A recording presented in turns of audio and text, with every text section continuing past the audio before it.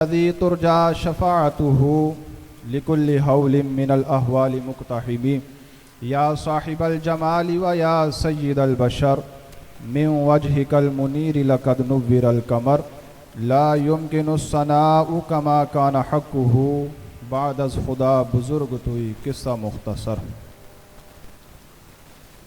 منگو دعا ماشاءاللہ انجدا نصیب ہووے منگو دعا ماشاءاللہ انجدا نصیب ہووے جد آوے موت سانو سوہنا قریب ہووے کی پوچھ دیو مینو آقا دیاں عطاواں کی پوچھ دیو مینو آقا دیاں عطاواں جنوں نواز سونا پھر نہ غریب ہووے جنوں نواز سونا پھر نہ غریب ہووے منگو دعا ماشاءاللہ انجدا نصیب ہووے۔ اللہ رب العالمین جل جلالہ وعم نوالہ وعظم شانہ کی حمد و ثنا اور نبی پاک صاحب الاولاق سیاح افلاق دو عالم کے مالک و مختار فخر رسول دانائے سبل ختم رسول بی بی آمنہ کے لال حبیب کبریا احمد مجتبیٰ محمد مصطفیٰ صلی اللہ تعالی علیہ وآلہ وسلم کی بارگاہ بے کس پناہ میں ہدیہ درود و اسلام پیش کرنے کے بعد عزیزان گرامی قدر، ہم آج اپنے عزیز، اپنے دوست، اپنے بھائی محترم میاں مرحوم شوکت صاحب کے اصالِ ثواب کی بزم سجائے بیٹھے ہیں۔ نبی پاک صلی اللہ تعالی علیہ وآلہ وسلم نے ارشاد فرمایا کہ اپنے مرحومین کو تحفہ بھیجا کرو، جس طرح تم اپنے زندوں کو تحفہ بھیجتے ہو اسی طرح سے اپنے مرحومین کو بھی تحفہ بھیجا کرو۔ قیل مل ہدیہ یا رسول اللہ، عرض کیا گیا یا رسول اللہ مرحومین کے لیے تحفہ کیا ہے، ان کے لیے ہدیہ کیا ہے؟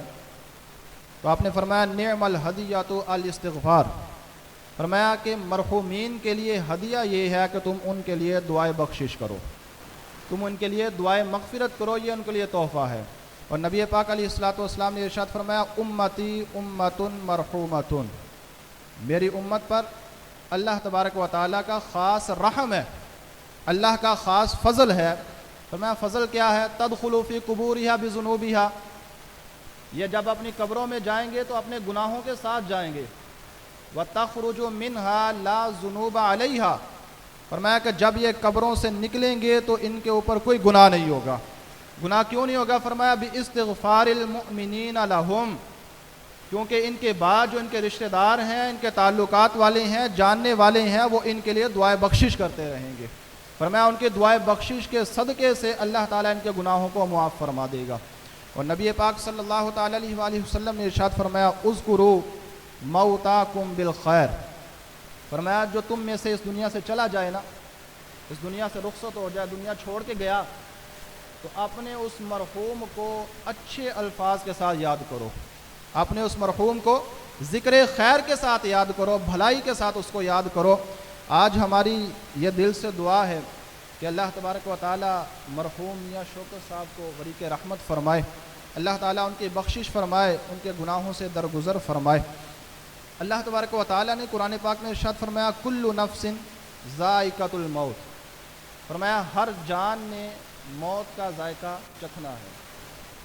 نبی پاک صلی اللہ تعالی علیہ وآلہ وسلم نے ارشاد فرمایا کہ بندہ مومن دو چیزوں سے نفرت کرتا ہے، دو چیزوں کو ناپسند کرتا ہے، کراہت آتی ہے، اچھا نہیں سمجھتا ان کو۔ لیکن حقیقت میں وہ دو چیزیں اس کے لیے اچھی ہیں، وہ دو چیزیں اس کے لیے بہتر ہیں۔ فرمایا پہلی چیز ہے الموت، موت جو ہے نا یہ بندہ مومن کے لیے بہتر ہے۔ ہم میں سے ہر بندہ موت کو پسند نہیں کرتا، موت کو اچھا نہیں سمجھتا۔ جو موت کا موضوع ہے نا یہ کوئی پسندیدہ موضوع نہیں ہے۔ آپ کہیں پر بھی کسی محفل میں بھی موت کا ذکر چھیڑ کے دیکھیں، موت کا تذکرہ کریں، بچہ ہو، جوان ہو، بوڑھا ہو، کوئی بھی ہو، وہ آپ کو کہے گا جناب کیا باتیں کر رہی ہیں، موت کا اس کو ذرا تبدیل کرو، کوئی اور بات کرو۔ تو موت کا موضوع جو ہے یہ پسندیدہ نہیں ہے، جبکہ نبی پاک علیہ الصلوۃ والسلام ارشاد فرماتے ہیں اکثروا ذکر حازم اللذات، فرمایا لذتوں کو ختم کر دینے والی شے موت کا کثرت سے ذکر کرو۔ اور ایک بادشاہ گزرا، کہا گیا کہ خلیفہ ہارون رشید کے بارے میں یہ واقعہ ہے، اس بادشاہ نے خواب دیکھا کہ اس کے سارے دانت ٹوٹ گئے۔ اس نے اگلے دن لوگوں کو بلایا کہ تعبیر بتاؤ اس کی۔ ایک بندے نے تعبیر بتائی کہ بادشاہ تیرے سارے خاندان والے تیری آنکھوں کے سامنے مر جائیں گے۔ بادشاہ نے سنا تو اس کو بڑا غصہ آیا، پھینٹی لگوائی، اس کو کوڑے لگوائے، اس کو جیل میں بھی ڈال دیا۔ اب دوسرے بندے سے کہا کہ تو اس کی تعبیر بتا، تو دوسرا بندہ کچھ عقل مند تھا، اس نے کہا بادشاہ خواب بڑا مبارک ہے، تجھے مبارک ہو کہ تیرے تمام رشتہ داروں میں سب سے زیادہ عمر تیری ہوگی۔ اب بادشاہ اس سے بڑا خوش ہوا، اس کو انعام بھی دیا، تحفے تحائف اس کے دیے، اور یوں اس کو جو ہے نا وہ رخصت کیا۔ اب اگر غور کریں تو بات تو ایک ہی ہے، نتیجہ ایک ہے، لیکن رد عمل مختلف ہے۔ اور رد عمل مختلف کیوں ہوا؟ اس واسطے کہ پہلے نے جو تعبیر بتائی اس میں موت کا ذکر تھا، اور جو دوسرے نے بات بتائی اس کے اندر زندگی کا ذکر تھا۔ اس واسطے فرمایا کہ بندہ مومن دو چیزوں کو ناپسند کرتا ہے لیکن اس کے لیے ہے وہ بہتر۔ پہلی چیز ہے موت، اور فرمایا دوسری چیز جو ہے وہ ہے قلت مال، فقر، فقیری، تنگ دستی، ضرورت کا پورا ہونا، بس جتنی ضرورت ہے اتنا مل جانا، کافی ہو جانا بس۔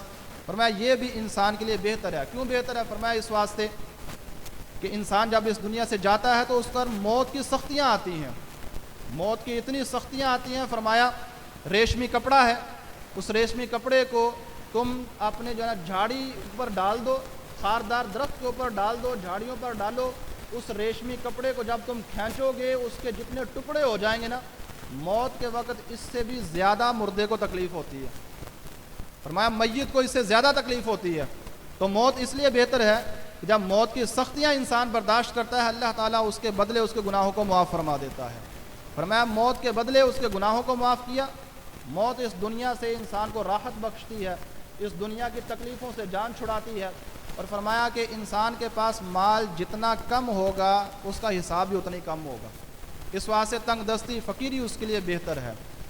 امیر اہل سنت بانی دعوت اسلامی مولانا الیاس قادری صاحب دامت برکاتہم العالیہ، اللہ ان کا سایہ دراز فرمائے، اس وقت ان کا جو دینی کام ہے، دینی خدمت ہے، بڑی نایاب ہے۔ جیسے وہ خدمت کر رہے ہیں اللہ پاک قبول فرمائے، اللہ پاک ان کو عمر خضری عطا فرمائے۔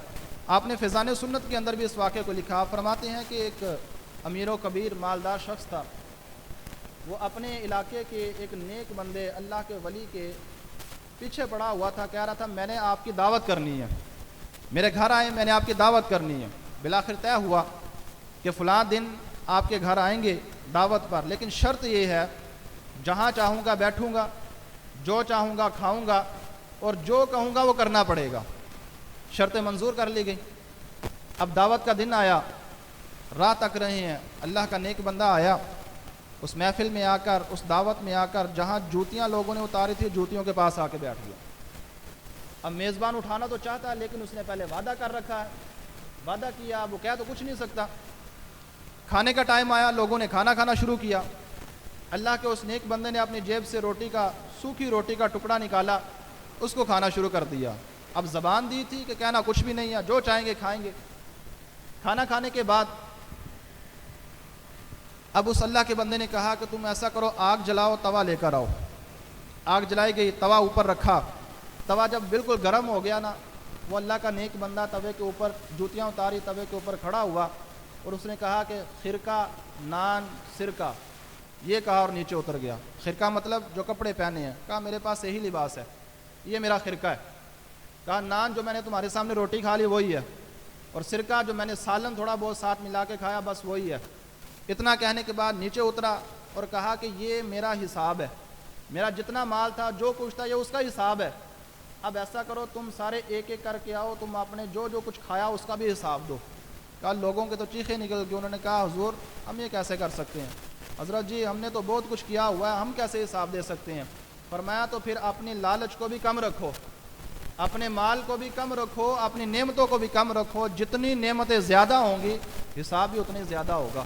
تو نبی پاک علیہ الصلوۃ والسلام نے فرمایا کہ انسان کے لیے موت اور قلت مال یہ بہتر ہے۔ اب فرمایا کہ موت تو ہر کسی کو آنی ہے، موت برحق ہے، ایک دن آنی ہے، سب نے اس دنیا میں جو آیا اس نے اس دنیا سے جانا ضرور ہے، لیکن کیا انسان پر موت آتی ہے تو موت کا مطلب ختم ہو گئے، مر گئے، کہانی ختم، بس یہی ہے؟ فرمایا نہیں، ڈاکٹر اقبال کہتے ہیں کہ موت کو سمجھے ہیں غافل اختتام زندگی، یہ ہے شام زندگی صبح دوام زندگی۔ اور کسی شاعر نے کہا کہ ہے یہ دو جہاں، ایک یہ جہاں ایک وہ جہاں، ان دو جہاں کے ہے درمیاں بس فاصلہ ایک سانس کا، جو چل رہی تو یہ جہاں، جو رک گئی تو وہ جہاں۔ اور کسی پنجابی شاعر نے کیا خوب کہا، کہتا ہے کہ دور عدم تو، عدم مطلب ہوتا ہے کہ نہ ہونا، وجود نہ پایا جانا، ہم میں سے پہلے کوئی نہیں تھا۔ شاعر کہتا ہے کہ دور عدم تو ننگے پنڈے آندے اس جہانے، یارو ایک کفن دی خاطر کنا پینڈا کٹنا پیندا۔ جب اس دنیا میں آئے تو ننگے بدن آئے تھے، جب اس نے اس کے گناہوں کو معاف کیا، موت اس دنیا سے انسان کو راحت بخشتی ہے، اس دنیا کی تکلیفوں سے جان چھڑاتی ہے۔ اور فرمایا کہ انسان کے پاس مال جتنا کم ہوگا اس کا حساب بھی اتنا ہی کم ہوگا، اس واسطے تنگ دستی فقیری اس کے لیے بہتر ہے۔ امیر اہل سنت بانی دعوت اسلامی مولانا الیاس قادری صاحب دامت برکاتہم العالیہ، اللہ ان کا سایہ دراز فرمائے، اس وقت ان کا جو دینی کام ہے، دینی خدمت ہے، بڑی نایاب ہے، جیسے وہ خدمت کر رہے ہیں اللہ پاک قبول فرمائے، اللہ پاک ان کو عمر خضری عطا فرمائے۔ آپ نے فیضان سنت کے اندر بھی اس واقعے کو لکھا، آپ فرماتے ہیں کہ ایک امیر و کبیر مالدار شخص تھا، وہ اپنے علاقے کے ایک نیک بندے اللہ کے ولی کے پیچھے پڑا ہوا تھا، کہہ رہا تھا میں نے آپ کی دعوت کرنی ہے، میرے گھر آئیں، میں نے آپ کی دعوت کرنی ہے۔ بالآخر طے ہوا کہ فلاں دن آپ کے گھر آئیں گے دعوت پر، لیکن شرط یہ ہے جہاں چاہوں گا بیٹھوں گا، جو چاہوں گا کھاؤں گا، اور جو کہوں گا وہ کرنا پڑے گا۔ شرط منظور کر لی گئی۔ اب دعوت کا دن آیا، راہ تک رہے ہیں، اللہ کا نیک بندہ آیا، اس محفل میں آ کر، اس دعوت میں آ کر جہاں جوتیاں لوگوں نے اتاری تھی جوتیوں کے پاس آ کے بیٹھ گیا۔ اب میزبان اٹھانا تو چاہتا ہے لیکن اس نے پہلے وعدہ کر رکھا ہے، وعدہ کیا، وہ کہہ تو کچھ نہیں سکتا۔ کھانے کا ٹائم آیا، لوگوں نے کھانا کھانا شروع کیا۔ اللہ کے اس نیک بندے نے اپنی جیب سے سوکھی روٹی کا ٹکڑا نکالا، اس کو کھانا شروع کر دیا۔ اب زبان دی تھی کہ کہنا کچھ بھی نہیں ہے، جو چاہیں گے کھائیں گے۔ کھانا کھانے کے بعد اب اس اللہ کے بندے نے کہا کہ تم ایسا کرو، آگ جلاؤ، توا لے کر آؤ۔ آگ جلائی گئی، توا اوپر رکھا، توا جب بالکل گرم ہو گیا نا، وہ اللہ کا نیک بندہ توے کے اوپر جوتیاں اتاری، توے کے اوپر کھڑا ہوا اور اس نے کہا کہ خرقہ نان سرکہ، یہ کہا اور نیچے اتر گیا۔ خرقہ مطلب جو کپڑے پہنے ہیں، کہا میرے پاس یہی لباس ہے، یہ میرا خرقہ ہے۔ کہا نان جو میں نے تمہارے سامنے روٹی کھا لی وہی ہے، اور سرکہ جو میں نے سالن تھوڑا بہت ساتھ ملا کے کھایا بس وہی ہے۔ اتنا کہنے کے بعد نیچے اترا اور کہا کہ یہ میرا حساب ہے، میرا جتنا مال تھا جو کچھ تھا یہ اس کا حساب ہے، اب ایسا کرو تم سارے ایک ایک کر کے آؤ، تم اپنے جو کچھ کھایا اس کا بھی حساب دو۔ کہا لوگوں کے تو چیخیں نکل گئی، انہوں نے کہا حضور ہم یہ کیسے کر سکتے ہیں، حضرت جی ہم نے تو بہت کچھ کیا ہوا ہے، ہم کیسے حساب دے سکتے ہیں؟ فرمایا تو پھر اپنی لالچ کو بھی کم رکھو، اپنے مال کو بھی کم رکھو، اپنی نعمتوں کو بھی کم رکھو، جتنی نعمتیں زیادہ ہوں گی حساب بھی اتنی زیادہ ہوگا۔ تو نبی پاک علیہ الصلوۃ والسلام نے فرمایا کہ انسان کے لیے موت اور قلت مال یہ بہتر ہے۔ اب فرمایا کہ موت تو ہر کسی کو آنی ہے، موت برحق ہے، ایک دن آنی ہے، سب نے اس دنیا میں جو آیا اس نے اس دنیا سے جانا ضرور ہے، لیکن کیا انسان پر موت آتی ہے تو موت کا مطلب ختم ہو گئے، مر گئے، کہانی ختم، بس یہی ہے؟ فرمایا نہیں، ڈاکٹر اقبال کہتے ہیں کہ موت کو سمجھے ہیں غافل اختتام زندگی، یہ ہے شام زندگی صبح دوام زندگی۔ اور کسی شاعر نے کہا کہ ہے یہ دو جہاں، ایک یہ جہاں ایک وہ جہاں، ان دو جہاں کے ہے درمیاں بس فاصلہ ایک سانس کا، جو چل رہی تو یہ جہاں، جو رک گئی تو وہ جہاں. اور کسی پنجابی شاعر نے کیا خوب کہا، کہتا ہے کہ دور عدم تو، عدم مطلب ہوتا ہے کہ نہ ہونا، وجود نہ پایا جانا، ہم میں سے پہلے کوئی نہیں تھا. شاعر کہتا ہے کہ دور عدم تو ننگے پنڈے آندے اس جہانے، یارو ایک کفن دی خاطر کنا پینڈا کٹنا پیندا. جب اس دنیا میں آئے تو ننگے بدن آئے تھے، جب اس دنیا سے گئے تو ایک کفن پہن کر چلے گئے. کہا یارو ایک کفن دی خاطر کنا پینڈا کٹنا پیندا. اور جب مرنا ہے، اس دنیا سے جانا ہے، تو مرنے کے بعد کیا ہونا ہے؟ اللہ تبارک و تعالیٰ ارشاد فرماتا ہے وَإِنَّمَا تُوَفَّوْنَ أُجُورَكُمْ يَوْمَ الْقِيَامَةِ. فرمایا کہ مرنے کے بعد ایک دن آنا ہے جس کو یوم حساب کہتے ہیں، جس کو قیامت کا دن کہتے ہیں، جس کو حشر کا دن کہتے ہیں. فرمایا اس قیامت والے دن تمہارے تمام اعمال کا بدلہ پورا پورا تمہیں دے دیا جائے گا. جس نے ذرہ بھر نیکی کی ہے اس کو بھی بدلہ ملے گا، جس نے تھوڑی سی برائی کی ہے اپنے برائی کا بدلہ بھی دیکھے گا.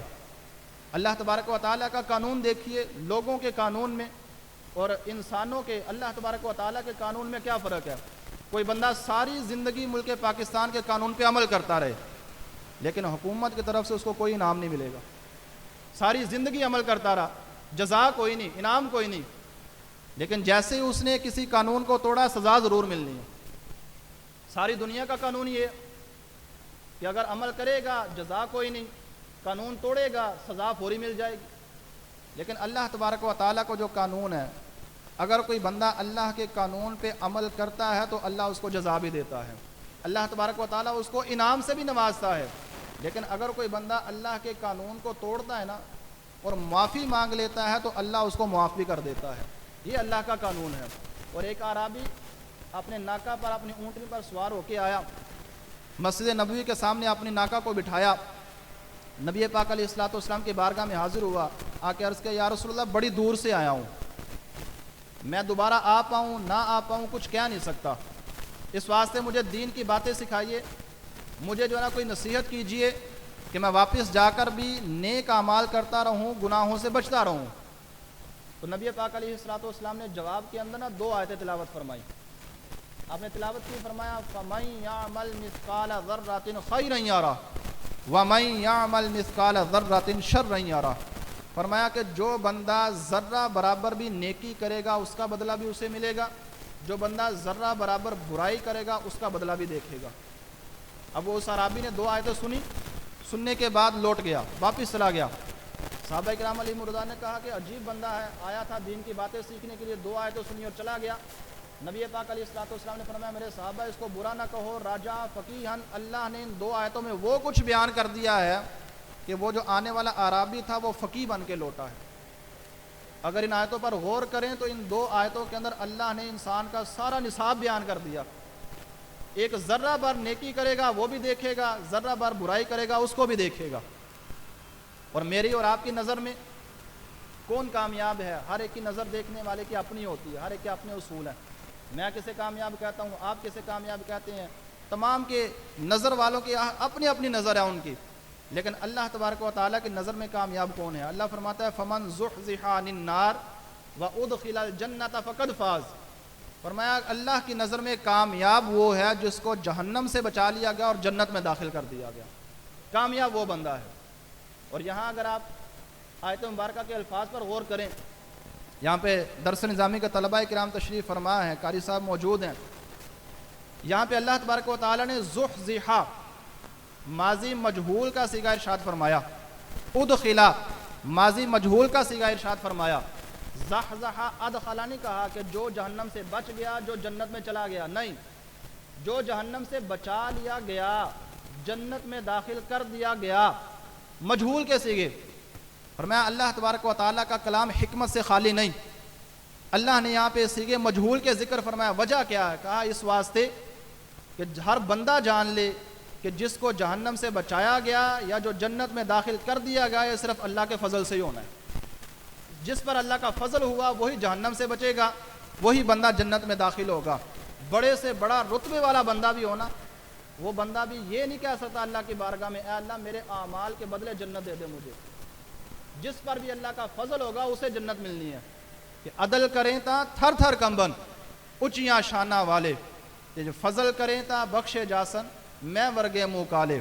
ہر وقت اللہ تعالیٰ سے اس کے فضل کا سوال کرنا چاہیے. اللہ تعالیٰ ہمیں دنیا اور آخرت میں کامیاب فرمائے. اب دیکھیے بحیثیت مسلمان ہم نیک اعمال کرتے ہیں. کوئی زیادہ کوشش کرتا ہے, کوئی تھوڑی کوشش کرتا ہے, اپنے بساط کے مطابق ہر بندہ کوشش کرتا ہے. نیک اعمال بہت ہیں, نماز پڑھنا, روزہ رکھنا, زکوٰۃ دینا, نفلی صدقات کرنا, خیرات کرنا, نفلی جو ہے نا عبادات کرنا, قرآن پاک کی تلاوت کرنا, بہت ساری عبادات ہیں. اور ہم اپنے تائیں کچھ نہ کچھ کر رہے ہوتے ہیں, لیکن جس چیز کی طرف توجہ دلانے کی حاجت ہے, جس چیز کا بڑا فقدان ہے, بڑا عدم ہے ہمارے اندر نا, اس کی بڑی کمی پائی جاتی ہے, وہ چیز ہے اخلاص. جو کام کیا اللہ تبارک و تعالیٰ کی رضا کے لیے, جو کام کرنا اللہ کے لیے کرنا, کسی اور کے لیے نہیں کرنا, اسے کہتے ہیں اخلاص. ہمارا ایک مزاج ہے کہ جب تک ہم اپنی نیکی کوئی 4-5 بندوں کو 10 بندوں کو بتا نہ دیں, ہمیں لگتا ہی نہیں ہے کہ قبول ہوئی ہے. ہم میں سے جو نا کئی بندے کہتے ہیں یار رات کو 4 بجے اکھ کھل جاندی ہے, دوبارہ نیند نہیں پہندی ہے, وضو کریدا ہے, تہجد پڑھی دی ہے, تلاوت قرآن کری دی ہے, اس کے بعد مسجد آ جائیدا ہے. یوں لوگوں کو بیان کر رہے ہوتے ہیں. اگر کسی نے حج کیا یا عمرہ کیا نا, وہ کوئی نہ کوئی بہانے تلاش کرتا ہے کہ یار اللہ نے نوازا ہے, بڑا فضل کیا اللہ نے مجھے, اللہ نے اپنا گھر 2 دفعہ دکھایا. 2015 ایک دفعہ گیا سی, ایک دفعہ 2020 گیا سی. اللہ نے میرے تے بڑا کرم کیتا ہے.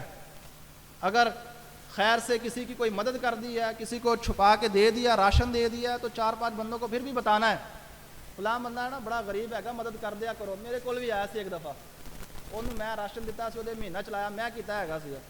تو یوں نا ہمارا ایک ذہن بن گیا ہے کہ ہم جو ہے نا, وہ مزاج ہمارا یہی ہے کہ اپنی نیکیاں جو ہے نا وہ اگر کر لیتے ہیں تو بعد میں بچاتے نہیں ہیں. اخلاص جو ہے نا وہ 3 طرح کا ہوتا ہے, عمل سے پہلے, عمل کے ساتھ اور عمل کے بعد. اور فرمایا کہ عمل کے بعد والا جو اخلاص ہے اشد من العمل, عمل سے زیادہ سخت چیز یہ ہے کہ عمل کرنے کے بعد اس کو بچا کے رکھ لینا. اور سلطان العارفین حضرت سلطان باہو رحمۃ اللہ تعالی علیہ کیا خوب فرماتے ہیں. آپ نے کہا کہ جے رب ملدا نہاتیاں توتیاں تے ملدا ڈڈواں مچھیاں ہو, تے جے ملدا لمیاں والا تے پھر ملدا بھیڈاں بکریاں ہو, تے جے رب ملدا راتاں جاگیاں تے پھر ملدا کال کڑچیاں ہو. پرندے کا نام ہے کال کڑچی. جے رب ملدا راتاں جاگیاں تے ملدا کال کڑچیاں ہو, رب انہوں ملدا باہو جنہ دی نیتاں سچیاں ہو, جن کی نیتیں سچی ہیں. اپنی نیت کو سچا کریں, نیت کو خالص کریں. اللہ کے لیے کام کر دیا, نیکی کر دریا میں ڈال, بس بات ختم ہو گئی. اور نبی پاک علیہ الصلوۃ والسلام نے ارشاد فرمایا کہ تعوذوا باللہ من جب الحزن, فرمایا کہ میرے صحابہ غم کے کنویں سے اللہ کی پناہ مانگو. قیلا ما جب الحزن یا رسول اللہ, عرض کیا گیا یا رسول اللہ یہ غم کا کنواں کیا ہے؟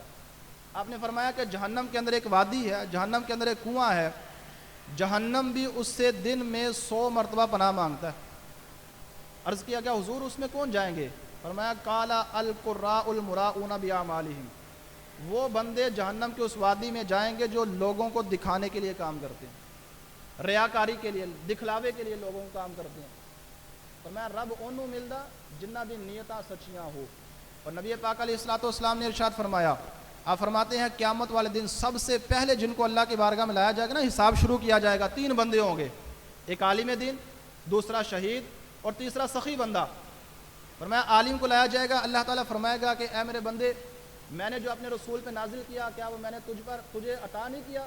جتنا کچھ میں نے اپنے رسول پر نازل کر دیا سارا علم میں نے تجھے دیا. کہے گا مالک و مولا تو بہتر جانتا ہے, تو نے سچ کہتا ہے, واقعی تو نے دیا. اللہ فرمائے گا پھر تو نے اس کا کیا کیا؟ تو بندہ کہے گا مالک و مولا میں نے تیرے دین کی تبلیغ کی, لوگوں کو واعظ و نصیحت کی. اللہ تبارک و تعالیٰ فرمائے گا کذبتا, اے بندے تو جھوٹ بول رہا ہے. وتقول الملائکۃ کذبتا, فرشتے بھی کہیں گے تو جھوٹا ہے.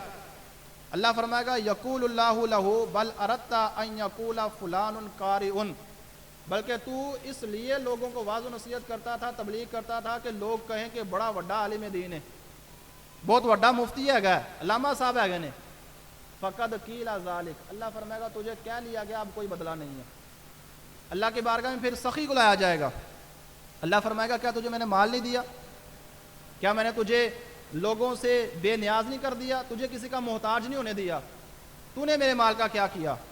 وہ عرض کرے گا مالک و مولا میں نے تیری راہ میں مال خرچ کیا، غریبوں کو دیا، مسکینوں کو دیا، میں نے لوگوں کو، اپنے رشتہ داروں کو نوازا، میں نے دیا۔ اللہ تبارک و تعالیٰ فرمائے گا کذبت، تو جھوٹا ہے، وتقول الملائکۃ کذبت، فرشتے بھی کہیں گے تو جھوٹا ہے۔ اللہ فرمائے گا بلکہ تو نے لوگوں کو اس لیے مال دیا کہ کہا جائے ان یقول فلان جواد وقد قیل ذلک، کہ تو نے اس لیے دیا کہ اللہ تبارک و تعالیٰ فرمائے گا تو نے اس لیے دیا کہ لوگ کہیں کہ یار بڑا سخی ہے، لوگوں کو بڑا نوازتا ہے، بڑا دیتا ہے، اس لیے تو یہ سب کچھ کرتا رہا، آج کے دن تیرا کوئی بدلہ میرے پاس نہیں ہے۔ پھر اس کے بعد شہید کو لایا جائے گا، اللہ تبارک و تعالیٰ فرمائے گا تو نے کیا کیا اپنی جان کے ساتھ؟ کہا مالک و مولا بڑے میں جرأت و شجاعت کے ساتھ میں لڑا، تیری بارگاہ میں شہید ہو گیا۔ اللہ فرمائے گا تو نے سب کچھ کیا تو ہے، لیکن کیا اس لیے ہے کہ لوگ کہیں کہ یار کتنا بہادر ہے، وقد قیل ذالک، یہ تجھے کہہ لیا گیا، اب تیرا میرے پاس کوئی بدلہ نہیں ہے۔ کہا کہ اولئک الثلاثۃ اول خلق اللہ تسعر بہم النار یوم القیامہ، کہا یہ پہلے تین بندے ہیں جن کو جہنم میں پہلے پھینکا جائے گا، اور ان کی وجہ سے جہنم کی آگ کو بھڑکا دیا جائے گا، ان کی وجہ سے جہنم کی آگ بھڑکے گی۔ تو اس لیے یہ صرف تین بندے نہیں ہیں، حدیث پاک میں تین ہیں، لیکن اصل بات ہے ریاکاری، دکھلاوا، کام کیا اس کے بعد لوگوں کو بتاتے پھرنا کہ میں نے فلاں کام کیا، فلاں نیکی کی۔ تو اس لیے سلطان باہو صاحب فرماتے ہیں کہ رب انہاں نو ملدا جنہ دی نیتاں سچیاں ہوں۔ اللہ تبارک و تعالیٰ کی پاک بارگاہ میں دعا ہے کہ اللہ ہمیں عمل کی توفیق عطا فرمائے۔ وما علینا الا البلاغ المبین۔